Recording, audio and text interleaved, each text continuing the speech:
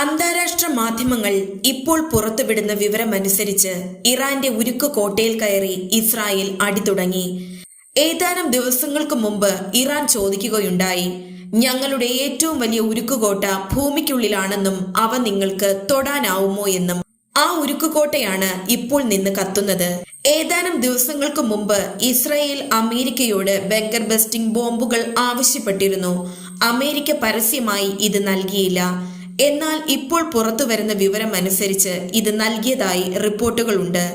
Iran ഭൂമിക്കടിയിൽ 60 metre പാറ തുരന്ന് പാറമടയ്ക്കുള്ളിലായിരുന്നു സമ്പുഷ്ടീകരിച്ച uranium ഒളിപ്പിച്ചു സൂക്ഷിച്ചിരുന്നത്. ഇത്രയും ആഴത്തിൽ തുളച്ചു കയറി തകർക്കാനുള്ള ബോംബുകൾ ഇന്ന് അമേരിക്കയ്ക്ക് മാത്രമേയുള്ളൂ.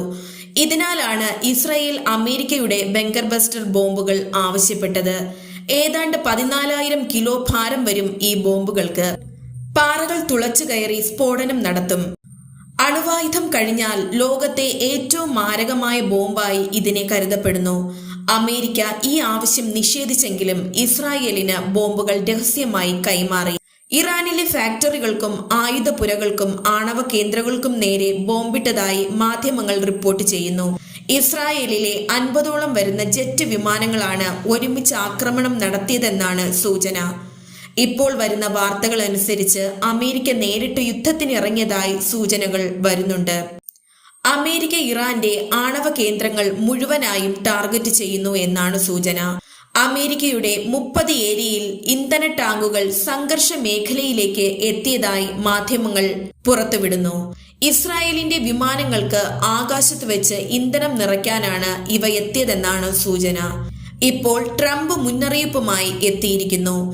ഇറാന്റെ പരമോന്നത നേതാവായ അലി ഖമേനി എവിടെയാണ് ഒളിച്ചിരിക്കുന്നതെന്ന് അറിയാമെന്നും നിരുപാധികം കീഴടങ്ങണമെന്നും ട്രംപ് മുന്നറിയിപ്പ് നൽകി. ഇറാൻ ഇസ്രായേൽ യുദ്ധം തുടങ്ങിയ ശേഷം ഇതാദ്യമായിട്ടാണ് ട്രംപ് പരസ്യ പ്രസ്താവന ഇറക്കുന്നത്. പുതിയ വാർത്തകൾ ഉടനടി അറിയുവാനായി ചാനൽ സബ്സ്ക്രൈബ് ചെയ്യുക. നിങ്ങളുടെ അഭിപ്രായങ്ങൾ രേഖപ്പെടുത്തുകയും ചെയ്യുക.